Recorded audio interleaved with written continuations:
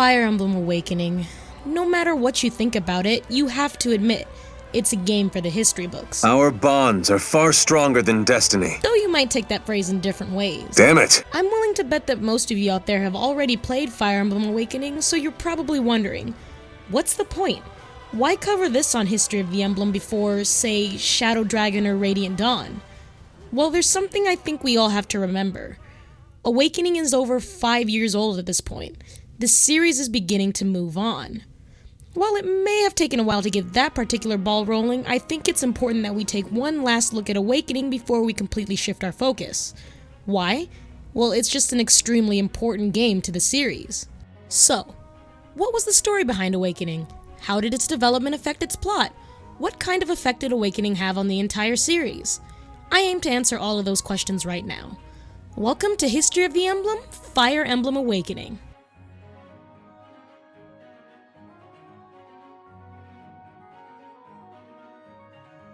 Contrary to popular belief, the original development of Fire Emblem Awakening did not start with it being the last Fire Emblem game in mind.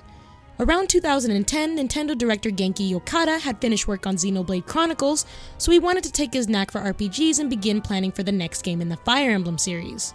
He decided to take an all-star development team of people who had already worked on the series before, including Genealogy of the Holy War manager Masahiro Higuchi and scenario writer for Binding Blade Kohei Maeda. Elwind! Newcomers to the series included the artist Yusuke Kozaki, who worked closely with art director Toshiyuki Kusakihara. Kozaki was chosen because of his unique art style that was believed to attract a Western audience. But still, at this point, they had no idea that this game could possibly be their last. Despite a team of series veterans, development for the first year was very slow. The developers used this time to create and finalize game structure, jot out some rough plot ideas, and design characters. In the same span of time, New Mystery of the Emblem was released and finished, but performed much worse than Intelligent Systems expected in terms of sales. This, partnered with the overall declining sales of the Fire Emblem series as a whole, caused an extremely worrying bomb to be dropped on the developers of the 13th Fire Emblem game. If it didn't sell over 250,000 copies, this game would be the last for the Fire Emblem series. And you know, that's not an easy bomb just to drop on someone who thought they had a ton of time. So, what happened to the development team? Well, they did what any rational human being would do when faced with something like this. They completely and utterly freaked out. Out the window went the new ideas that the team considered, including things like Space Emblem and Modern Emblem, and in came the medieval setting that we all know and love. This game, at this point, was to be a last hurrah for the Fire Emblem series and include lots of callbacks to old games, and lots of tweakings that would hopefully be enough to pay tribute to this series that completely depended on their work to survive. Unfortunately, as a consequence of that, the team put a really heavy workload on themselves. But admirably, they all kept working with a smile. That's really something for a team who was working with a platform that wasn't even officially out yet. When Awakening was in development, the Nintendo 3DS was also in its stage of production, so the designers didn't know how far they could go with the technology. Everybody knows that the characters in Awakening don't have feet, and this is usually attributed to the team not knowing that they could have feet. However, that's not quite the truth.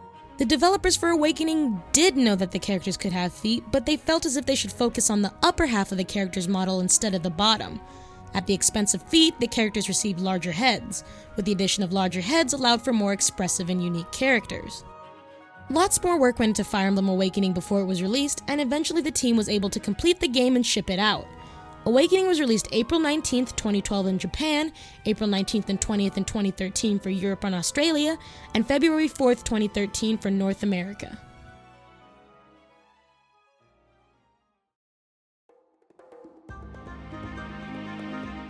We all know the story of Fire Emblem Awakening.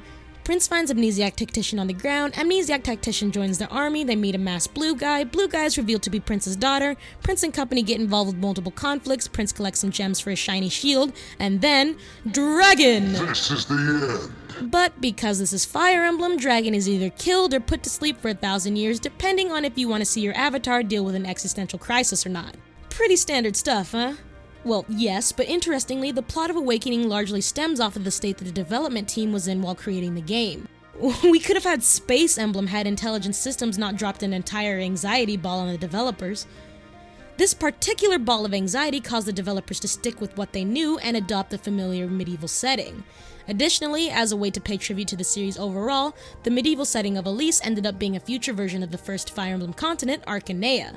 Now that the connections to Arcanea were set, the developers could add in other things that fans could be familiar with, the most notable of these things being the character known as Marth. Now, spoilers, but I'm pretty sure that we all know that Marth is actually Chrom's daughter Lucina. As well as representing the series' mascot, Lucina is also the main captain of Awakening's second-generation squad. Lucina and her time-traveling friends are major proponents to the story of Fire Emblem 13, but Lucina herself was not the first second-generation character to be finalized. This award actually goes to the dancing duelist Inigo, who was both the first second-generation character and first character overall to be completely designed and described. Let's go! His creation allowed the team to get in a system of creating a character and writing down the traits they had to ensure consistent story writing. Let's dance! Series veterans know that the second-generation mechanic originally stemmed from 1996's Genealogy of the Holy War. So what was it about that mechanic that caused the developers to want to use it in this Fire Emblem game to end all Fire Emblem games? Well, take it from the developers themselves. When I originally talked about a culmination of Fire Emblem, I said, I want to get married again. Laughs. Within the Fire Emblem series, what has left the greatest impression on me was the marriage system. This time, a big theme is love for the characters, so I also definitely wanted to put in the marriage system, and Intelligent Systems agreed. You can marry any of your comrades. So this time, we were like, I want to put a special graphic for when you get married, and I want voiceovers for when they confess their feelings, and we ended up preparing that for everyone. Laughs. Artist Kozaki goes on to say, at first, Kusakihara-san even said he wanted to put in everyone kissing. We were totally against it though. Laughs. So, what inspired one of Awakening's most popular mechanics and plot points? Well, the developers really just wanted everyone to kiss.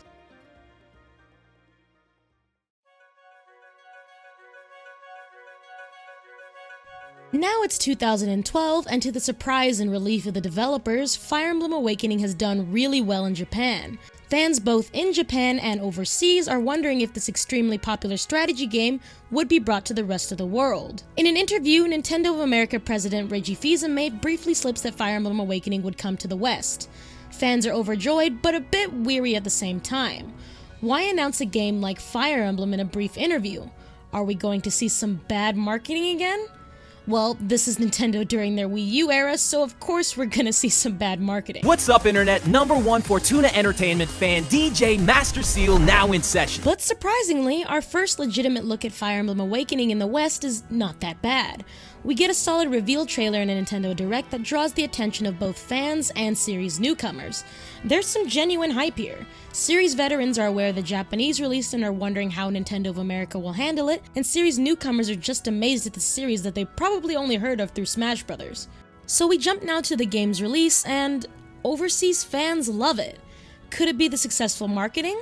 Could it be the art style? Could it be the characters? Could it be the story? Well, everyone has their opinions as to what made Fire Emblem Awakening so popular in the West, but all of these factors really did play a major role in its success. These factors, coupled with the fact that Intelligent Systems focused on making the game more accessible with features like casual mode and more, caused Fire Emblem Awakening to break 2 million sales worldwide. This made it the best-selling game in the series until its successor, Fire Emblem Fates, eventually dethroned it.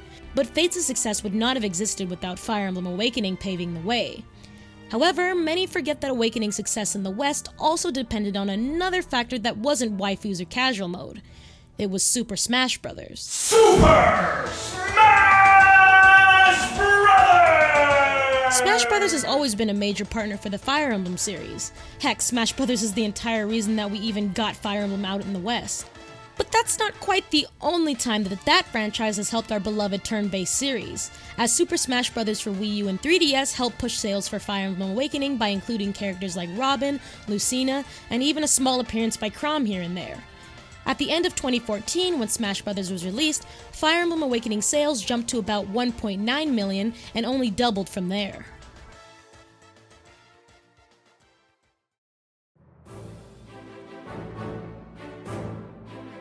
As I said before, Awakening was basically a huge last hurrah for the Fire Emblem series, so many elements and attributes from Awakening are borrowed from past games.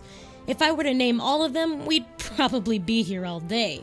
What's important to know is that Awakening greatly expanded on the lore of both Arcanea and Valentia, so references to Gaiden in the Marth games are highly prevalent throughout the game's multiple arcs. For example, there's a lot of neat little callbacks to specific characters, ones that aren't quite solid enough to consider them an archetype. For example, Sumiya could be considered the Sita to Crom's Marth, and Robin is definitely supposed to be the Chris to Crom's Marth.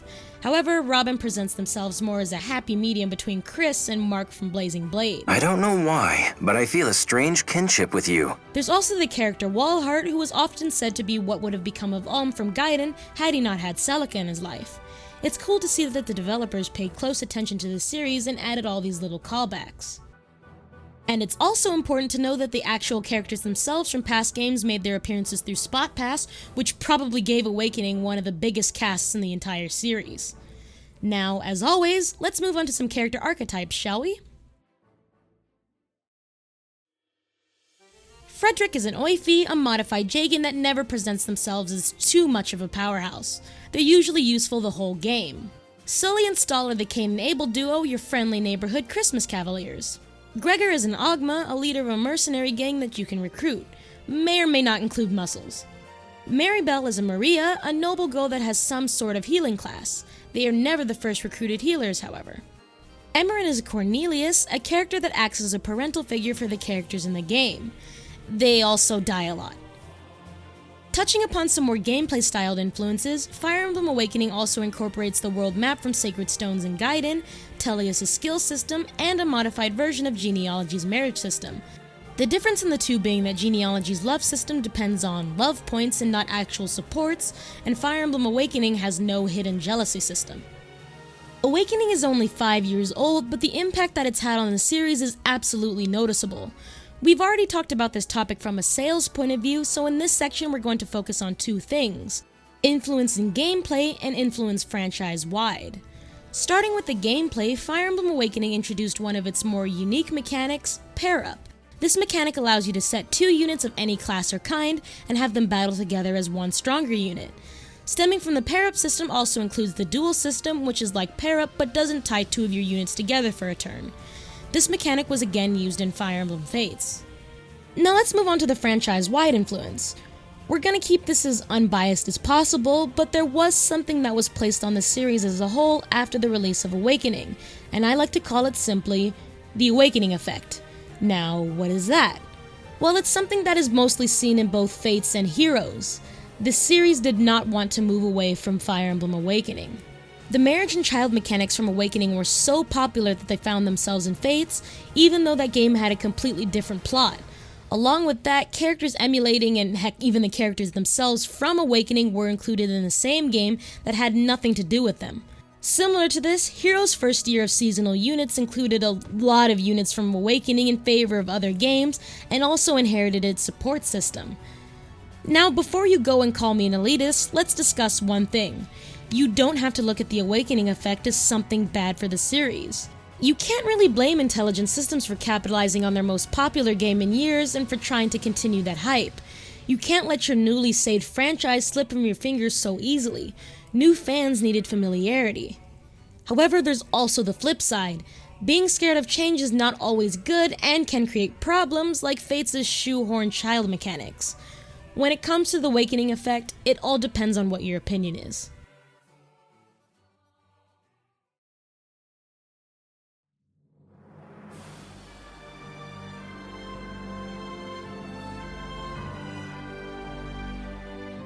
No matter what you think of it, Fire Emblem Awakening was truly a game that saved the series. It's an overused statement, sure, but it's true. Imagine what would have become of this franchise had it not sold well. We wouldn't have gotten Fates or Heroes or ever become a main flagship franchise for Nintendo. Fire Emblem was dying, and Awakening not only revived it, but revitalized it for a new generation. As Crom himself says, anything can change.